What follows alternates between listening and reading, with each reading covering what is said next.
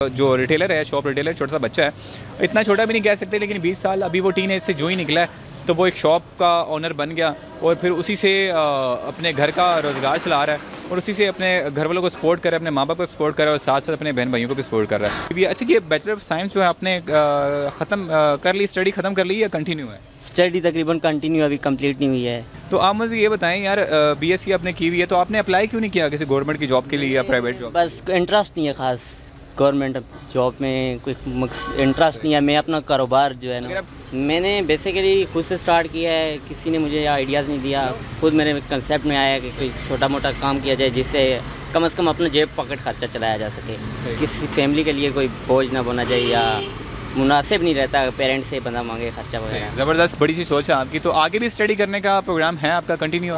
फ़िलहाल तो स्टॉप कर दिया है, आगे कोई ख़ास प्लान नहीं है, लेकिन इंशाल्लाह अगर मौका मिला तो ज़रूर करेंगे। तो क्या मैसेज देंगे ऐसे लोगों के लिए जो कारोबार नहीं करते, जो लड़के माँ बाप के सर पे बोझ होते हैं, उनके लिए क्या मैसेज देंगे आप?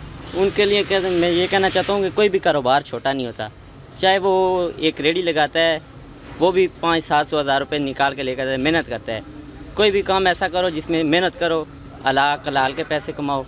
ये नहीं है कि किसी की जेब काट के ले जाओ या मोटरसाइकिल पे 2 लड़के बैठ के जाते हैं पस्तौर आके किसी के पटवा है, वो हलाल की कमाई नहीं है। जो भी काम करो मेहनत से करो, शौक़ से करो, दिल लगन से करो, इंशाल्लाह अल्लाह की ताक़त उसमें बरकत डालती है।